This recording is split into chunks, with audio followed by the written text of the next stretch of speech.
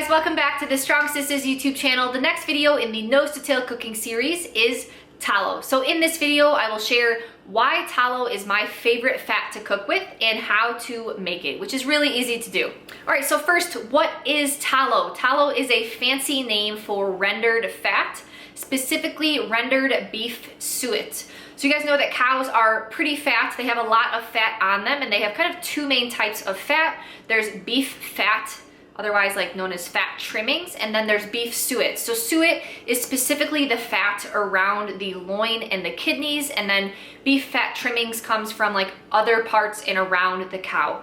So traditional tallow was made using beef suet, since suet has a higher melting point relative to beef fat trimmings, and it is also less beefy tasting and smelling relative to the beef fat trimmings. There's nothing wrong with beef fat trimmings, it's just the traditional tallow was made using suet. So why would you want to cook with tallow? So first, tallow is a very stable cooking fat, meaning it does not oxidize and go rancid under high heat. And this is because tallow is relatively high in saturated fatty acids. So saturated fatty acids are fatty acids that do not have any carbon-carbon double bonds. Those double bonds are susceptible to oxidation under high heat. And so fatty acids that are relatively high in polyunsaturated fatty acids, PUFAs, which are more than one of those double bonds and are very prevalent in vegetable oils, those are very unstable under heat, which is what you use for cooking processes. Many people believe saturated fats are bad and that we should decrease our consumption of them and thus decrease our consumption of animal products that are higher in saturated fatty acids. However, this is an outdated view. In fact, check out this research article, which is a review from a group of cardiologists that reviewed the literature about saturated fatty acids. And the results of this review were published in one of the most prestigious journals in the field of cardiology. And reason number two that you should use tallow is that it has a very high smoke point, which is the temperature at which the fat will start to burn and potentially change its chemical composition. So tallow has a much higher smoke point relative to, for example, butter and olive oil. Therefore, it's well suited for higher heat cooking methods such as searing your steaks to get that crispy exterior, or frying, or other types of high heat cooking. So tallow is well suited for all cooking methods: low temperature sauteing and high temperature searing. Reason number three is that tallow is very affordable. So as I'm going to show in this video, you can make tallow from beef suet, and suet is often very inexpensive if you get it from your local farmer. Reason number four, tallow has a long shelf life. So while the preparation of tallow may take a little bit of time, you will be able to have that tallow for a long period of time and use it for a number of cooking methods.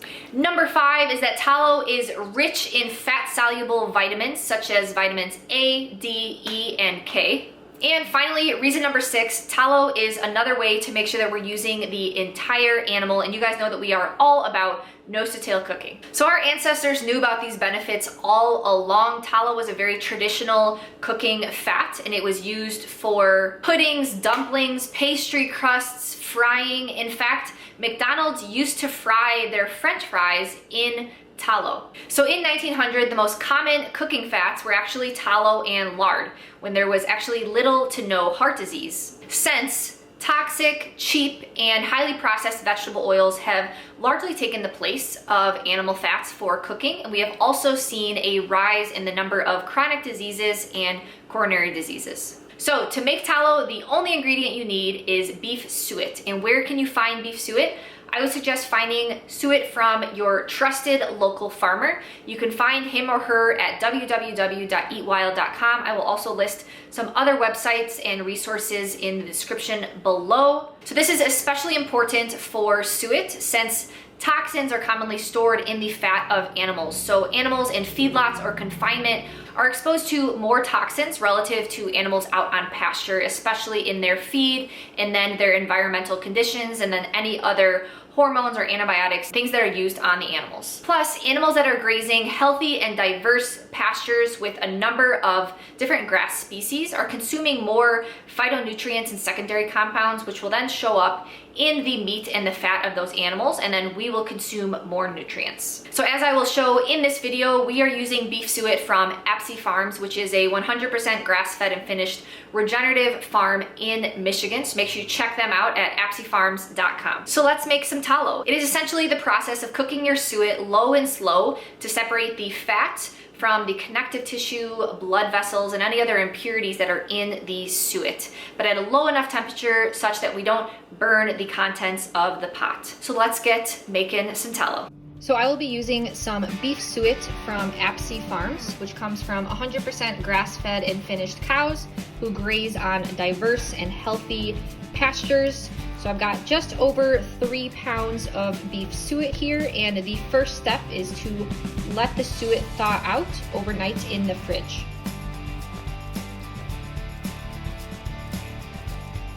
So after letting it sit in the fridge, it's still a little bit cold, which makes it easier to chop up and process. I'm going to use some scissors here to slice it into smaller bits. So before chopping it up, I want to show you guys what we're trying to render out when we're making the tallow. So you can see all of this connective tissue right here, and you can see some of the blood vessels as well. There's more connective tissue along the back here. So we're trying to render these pieces out and completely separate the fat.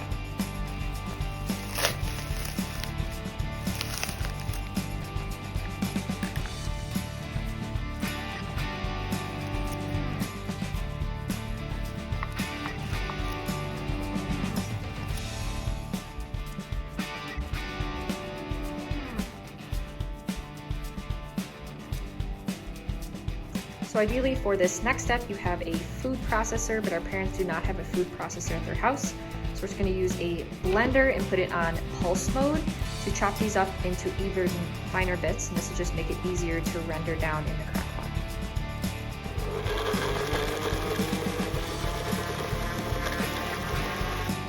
All right, so then I tossed all of the crumbled suet into a crock pot. It kind of looks like grated cheese. And we're going to turn the crock pot to low and cover it and return back in a few hours. You may still have some chunks in there like you can see right there, and that's totally fine. It's just the finer that we get it, the faster it will fully render out. So about an hour later, I'm going to check on the tallow. Let's just mix it up a little bit. You can see the fat is starting to render already.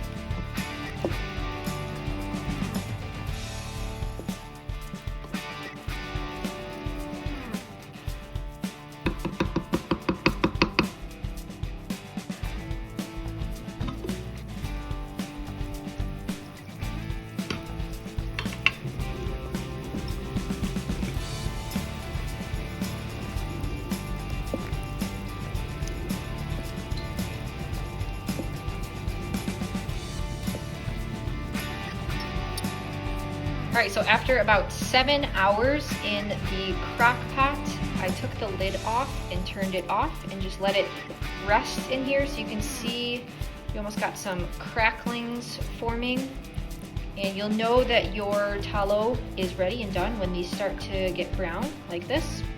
So it could be like 6 to 8 hours, just make sure you watch it. And then I'm just going to let the fat here rest for about an hour. You ready to strain the tallow? Ready to strain the tallow? So we've got this strainer here with some pretty small holes. Honestly, a cheesecloth would work really well above a strainer. So we're just gonna pour the tallow over this on top of it to collect the cracklings.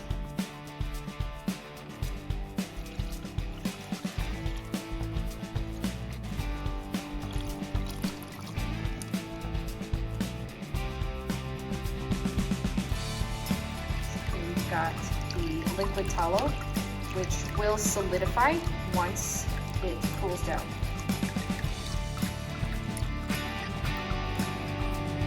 And you can absolutely eat these cracklings, a little crunchy snack on top of something, or give to your dogs. Nelly, you want some? Nelly, down. Sit. Good girl. Yes. Yes. So now we are gonna let the tallow cool down in a glass jar. And you will see once it solidifies that some of the remaining impurities will go to the bottom. And so we're just gonna make sure this solidifies and then remove those before we put the tallow in a storage container. And you can definitely place the tallow in the fridge to expedite that cooling process. So the tallow re-solidified relatively quickly in like an hour and a half in the fridge. And what you can see at the bottom, there are some impurities. And this is ultimately optional. You can start using the tallow at this step. However, I want this tallow to last a long time. And so I'm gonna remove the stuff at the bottom because this can make it go bad faster. So I just used a knife to kind of separate it, and then it should slide out relatively easily as a chunk. So I'm just gonna flip it over and scrape off some of this part here, and then put the other pieces back in the crock pot. This is optional. I'm just re-rendering it because I want to pour it into some nice jars, so it'll be poured in as liquid. But you could ultimately just keep it like this.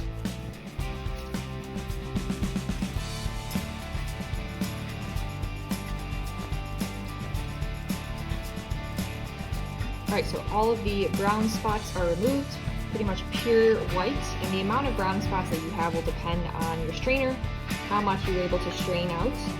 And so now the fat is ready to be used. You can ultimately just put it in another glass jar with some sort of sealed container, and it's ready to go, and you can scrape some fat off. I'm going to break this up into chunks, put it back in the crock pot, and re-render it down because I want to put it into some mason jars for long-term storage. Alright, so I just broke up the tallow into little chunks with a knife, and then I'm going to cover again and cook on low until it renders down. So after about an hour and a half, the fat is already rendered. I did mix it every so often with the wooden spoon, so now I'm going to pour this into some glass jars for storage.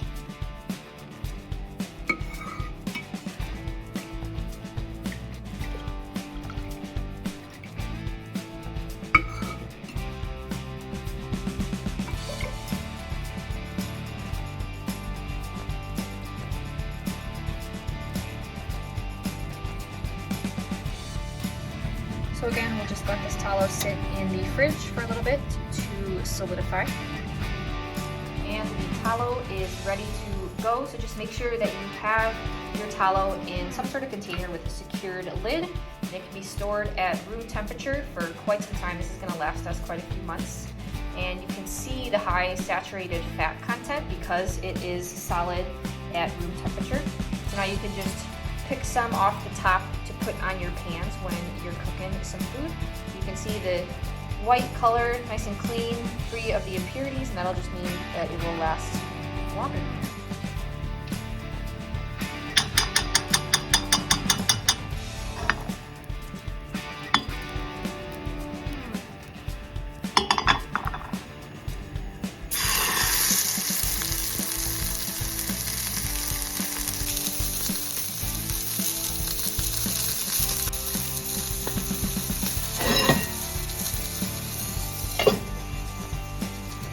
So as I mentioned in the beginning of the video, we like to use tallow for all types of cooking methods, but you can also use tallow to make lip balm, soap, lotion, candles.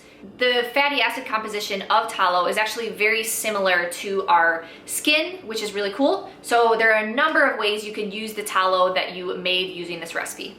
So in summary, tallow is a great option for all types of cooking since it is a very stable fat and it does not oxidize under high heat. It also has a high smoke point, especially relative to butter. And so it is great for high temperature cooking methods such as searing to get that char on your steak or for frying. It is also a really inexpensive and simple way to make a healthy cooking oil. So I hope you guys enjoyed this video. If you have not already, make sure you hit the like and subscribe button to stay up to date on our video uploads. And until next time, make sure you're behaving like an angel.